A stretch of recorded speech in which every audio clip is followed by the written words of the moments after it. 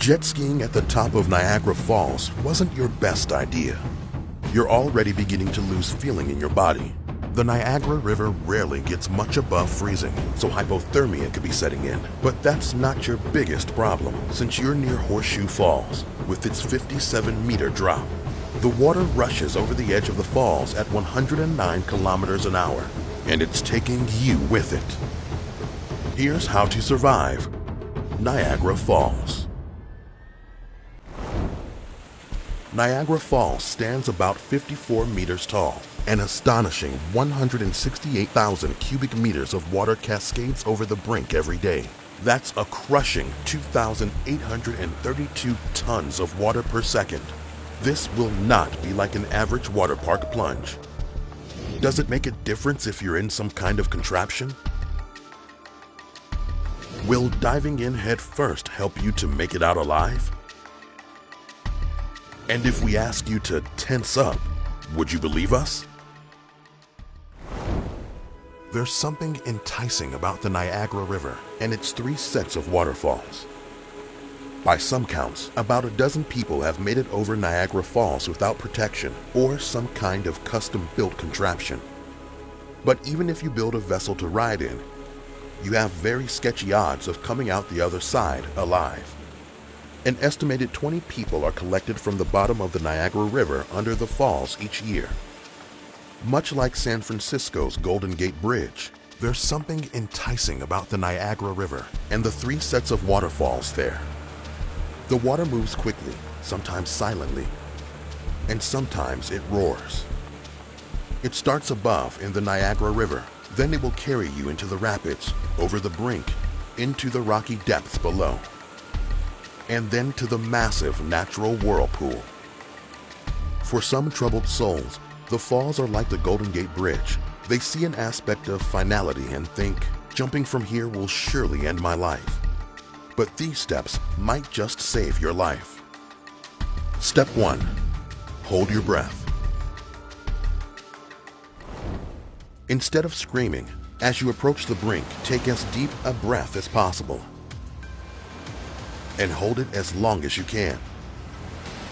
The fall itself will be quick, but if you are lucky enough to survive the death-defying plunge, it's best if your lungs aren't filled with water. About 20 people go over Niagara Falls each year, most intending to end their life. But fewer than 20 people have gone over without protection and survived. It's possible, but not very likely. And even people who have used elaborate and carefully built contraptions have ended up smashed to bits on the rocks below, dismembered from the fall, or suffocated from being sucked into the spray. But if you've got a lucky 4-leaf clover or guardian angel on your side that day, it's not impossible to survive. In 2013, Kirk Jones wore 2 winter coats for cushioning when he made his intentional trip over the falls.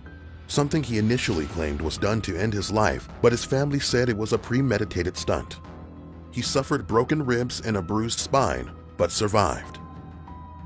He was charged by Canadian authorities for unlawfully performing stunt and criminal mischief and had to pay a $3,000 fine. 4 years later, Jones decided to try his stunt again. Plotting a second trip over the falls in an inflatable ball, he didn't make it out alive that time. Step 2. Feet first. Remember, such a steep drop will have a lot of force. Going over feet first lets your feet and legs take the brunt of the impact. This helps divers who jump from great heights, including cliff divers. Step 3. Arms up. Put your arms over your head, your nose and your elbows, and try to protect your skull and face. Step 4. Tense yourself.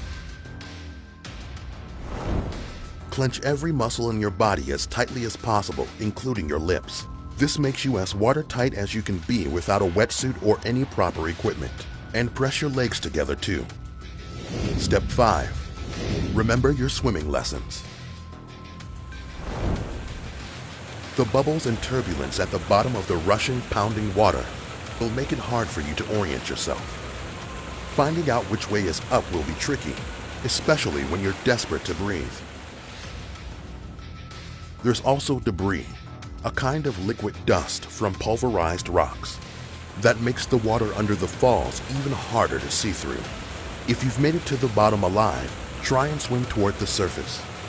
Come up through the foam, then swim downstream, away from the froth, and out into the river. If anyone saw you go over, or if it's tourist season, it's possible someone has already called for help and a rescue team might be on the way. Step 6. Chill out. Okay, we admit that staying completely calm is not very realistic, but try to be as calm as you can so you can think better and increase your chance of surviving, and process very quickly and take whatever actions you can to give yourself the best chance of survival. The adrenaline you'll experience will help you, up to a point, just like it helps people lift cars in moments of intense danger. You'll want that superhuman strength. Step 7. Don't fall in. The best way to survive falling into Niagara Falls is to not fall in. Obey all the many warning signs that advise people to stay off the rocks, barriers, and anything near the falls that could be slippery. Superman will not come swooping in out of nowhere to save you. Police and rescue workers who have pulled some of the incredibly lucky people who survived going over the brink have mostly chalked it up to, well, luck. And speaking of luck, hopefully when you crawl out of the water, you won't look up at the sky full of incoming asteroids. But if you do, we have you covered. Right here on How to Survive.